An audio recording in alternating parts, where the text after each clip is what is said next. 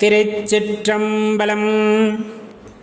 திருமுலரையா திருவடிகள் போற்றி போற்றி, குருவடியும் திருவடியும் வணங்கின்ற பதிவை ஆரம்பிக்கலாம். அன்பர்களே, இந்த பூமியிலே நாம் எதையெல்லாம் அறிந்து கொள்ள வேண்டுமோ அவற்றையெல்லாம் அறிந்து கொள்ளுதல் அவசியம். நம் சிந்தனைக்கு எட்டியவாறு, நம்முடைய தகுதிக்கு ஏற்றவாறு நம்மால் எதையெல்லாம் கிரகிக்க முடிகிறதோ அதையெல்லாம் அறிய முற்பட்டு அறிகின்றோம். அறிவிப்பவன் யார் என்றால் இறைவன். இறைவன் அறிவிக்காமல் நாம் எதையும் அறிந்து கொள்ள முடியாது. நாம் எதையும் அறிந்து கொள்ளாமல் அதனை அனுபவமாக பெறுதல் இயலாது. இந்த உண்மையை உணர்ந்து கொண்டோர் அந்த அறிவின் ஸ்வரூபமான இறைவனை எந்நாளுமே மனதில் நிறுத்தி தியானித்திருப்பார்கள்.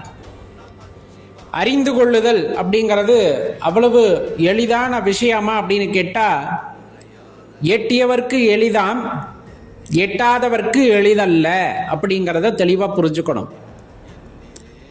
ஏனென்றால் ஒரு உதாரணத்துக்கு எடுத்துக்குவோம். உடல் அப்படிங்கிறத எந்த அளவுக்கு பேணி பாதுகாப்போம் அப்படின்னு சொன்னோம்னா, அப்படியே பொத்தி பொத்தி பாதுகாப்போம்.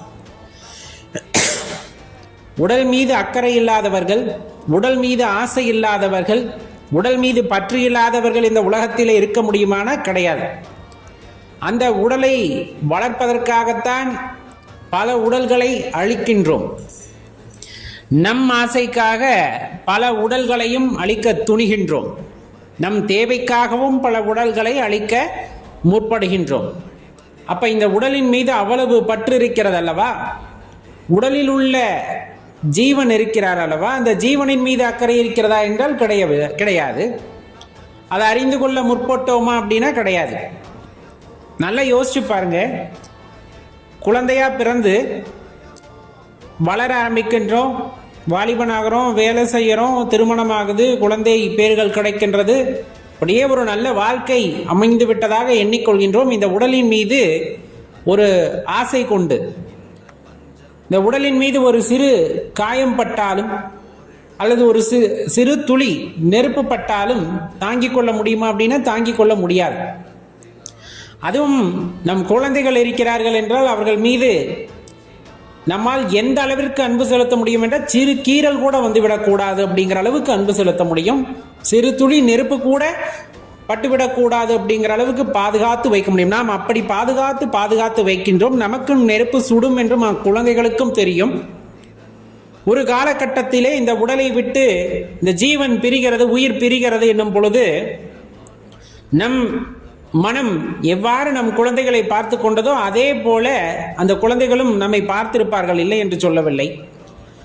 என் குழந்தைக்கு நெருப்பு சுட்டுவிடுமே அப்படின்னு அப்படி பொத்தி பொத்தி வச்சிருப்போம்.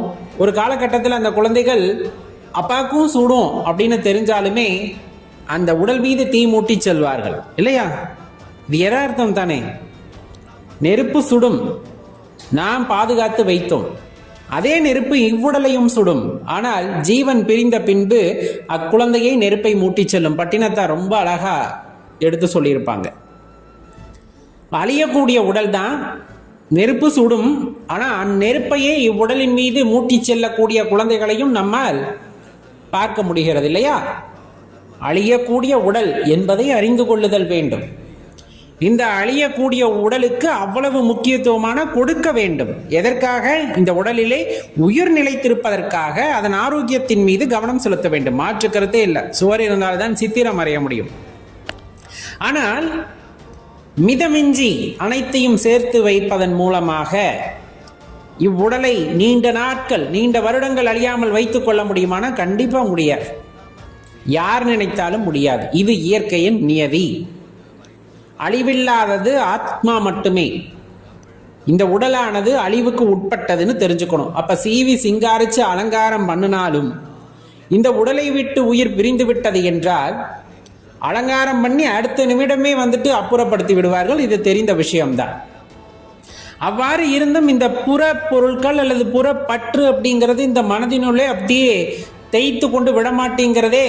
அது எப்படி அதை விட்டு நீங்கிறது ரொம்ப கடினம் தானே, ரொம்ப ரொம்ப கடினம். அவ்வளவு எளிதில் அதெல்லாம் கடந்து போக முடியாது. யோசிச்சு பாருங்க. அந்த பற்றை விட்டு நம்மளால நீங்க முடியுமா? சிவபெருமான் அப்படிங்கிறவர் மீது அன்பு அதீதமாக இருக்கிறது. அவரையே நினைத்து உருகி கொண்டு அவரையே சதா நினைத்து கொண்டிருக்கின்றோம். அப்படிங்கும் போது அந்த அன்பிற்கு எல்லை இல்லை. சரி, இன்னொரு பக்கம் பார்த்தீங்கன்னா இந்த உடல் மீது கொண்ட பற்றுக்கும் எல்லை இல்லை. எந்த அளவுக்கு பற்று அப்படின்னா சிறு கீரல் கூட விழுகக்கூடாதுன்னு பார்த்துக்கிட்டு அப்படியே பாதுகாத்துக்கிட்டு இருப்போம். இதில் எது உயர்ந்தது அப்படின்னு வரும்போது சிவானந்தம் அப்படின்னு சொல்லக்கூடியது உயர்ந்தது சிவனடியார்களை பொறுத்த மட்டும். அப்ப தன்னை உணர்ந்த ஞானியிடம் நாம் சென்று கேட்க வேண்டும். எத்தனை பேர் கேட்கிறோன்னு தெரியல, எத்தனை பேர் அவர்களை சந்தித்திருக்கிறார்கள் என்பதும் தெரியவில்லை, எத்தனை பேர் சரியாக சொல்கிறார்கள் என்றும் தெரியவில்லை. என பெரும் சிக்கல் இல்லை என்று சொல்ல முடியவில்லை. அப்ப இறைவனே நமக்கு குருவாக வந்து உணர்த்துகிறார், இவ்வுடலை விட உன்னுள் இருக்கின்ற இறை தன்மையை உணர்ந்து கொள் அப்படிங்கிறத. அந்த இறைத்தன்மையை உணர்ந்து கொள்ளும் பொழுது இந்த உடல் மீது இருக்கின்ற பற்று, இந்த அந்த சுற்றமெல்லாம் இருக்கிறார்கள் அல்லவா, எனது தாய் தந்தை மகன் மகள், இந்த மாதிரி ஒரு பிணைப்பு அப்படிங்கிறது அவர்களுக்கு செய்ய வேண்டிய கடமையை செய்ய வேண்டும். ஆனால் அவர்கள்தான் எல்லாம் அப்படின்னு சொன்னோம்னா அதுவும் கேலி கூத்து தான். அவர்கள் இல்லாமல் நம்மால் இருக்க முடியுமா முடியாதா அப்படிங்கிற கேள்வி தான் முடியாது என்று சொல்வோம். ஒருவேளை இதில் யார் இல்லாமல் சென்றாலும் மற்றவர்கள் வாழ்கிறார்களா இல்லையா அப்படின்னா கண்டிப்பாக வாழ்வார்கள். காரணம் இந்த உடல் மீது கொண்ட பற்று. அப்ப அவர்கள் பிறர் மீது கொண்டிருந்த அன்பு உண்மையா இல்லையா அப்படின்னு கேட்டா உண்மைதான். அதற்காக ஒரு ஜீவன் பிரிந்து செல்கிறது என்றால் இன்னொரு ஜீவனும் பிரிந்து செல்ல வேண்டுமா அப்படிங்கிற கேள்வி நமக்குள்ளே வந்துவிடும் அல்லவா. நமக்கு இன்னும் வாழ்கின்ற காலம் இருக்கிறது, நாமும் வாழ்வோம். ஏன்? காரணம், எழுதி கொடுத்த கதையை நாம் முடித்து விட்டுத்தான் செல்ல வேண்டும். இறைவன் எழுதி கொடுத்த கதை இருக்கு இல்லையா, கதாபாத்திரம், அதை முடித்தால் தான் நாம் செல்ல முடியும். நாமே விரும்பினாலும் செல்வதற்கு வழி இல்லை இல்லையா. அப்ப தெளிவா தெரிந்து கொள்ள வேண்டிய விஷயம், உடல் பற்று அப்படிங்கிறது ஒரு அளவுக்கு. அப்ப உடலில் உள்ள ஜீவனை உணர்ந்து கொள்வதற்கு நாம் முயற்சி செய்தல் ரொம்ப அவசியம் அப்படிங்கிறத தெரிஞ்சுக்கணும்.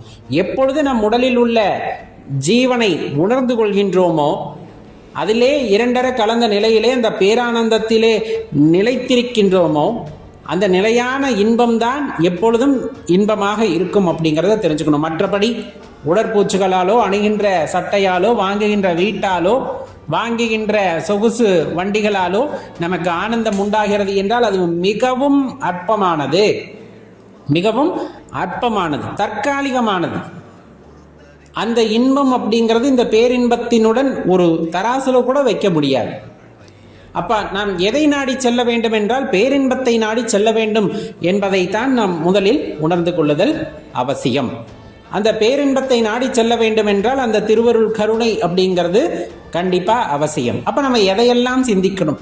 பிறப்பு எவ்வாறு நடக்கிறது, இறப்பு எவ்வாறு நிகழ்கிறது, திருவருள் கருணை எவ்வாறு கிட்டும், இதையெல்லாம் பற்றி நாம் அறிந்து கொள்ள முயற்சி செய்யும் பொழுதுதான் நமக்குள் அந்த ஞானத்திற்கான வாசற்படியே திறக்கும். பிறப்பை பற்றியும் கவலை இல்லை, இறப்பு எவ்வாறு நிகழப்போகிறது அதை பற்றி யோசிக்கத்தான் கூடாது. ஆனால் அதனுடைய தன்மை இருக்கிறது அல்லவா, எல்லா உடலுக்கும் இறப்பு உண்டு, எல்லா உடலுக்கும் அழிவு உண்டு அப்படிங்கிற தாற்பயத்தை நாம் உணர்ந்து கொள்ளும் பொழுது தேவையில்லாத ஆசைகள், தேவையில்லாத கர்வம், தேவையில்லாத ஆணவம் இதையெல்லாம் விட்டு ஒதுங்கி இந்த உடலுக்கும் அழிவு உண்டு என்று எப்பொழுது நாம் உணர்ந்து கொள்கிறோமோ அப்பொழுது அந்த மனிதத்தன்மையை பெற ஆரம்பிப்போம். மனிதம் அப்படிங்கிறது இறைவனை நோக்கி உங்களை இழுத்துச் செல்லும், இறை ஆற்றலை நோக்கி உங்களை இழுத்துச் செல்லும்.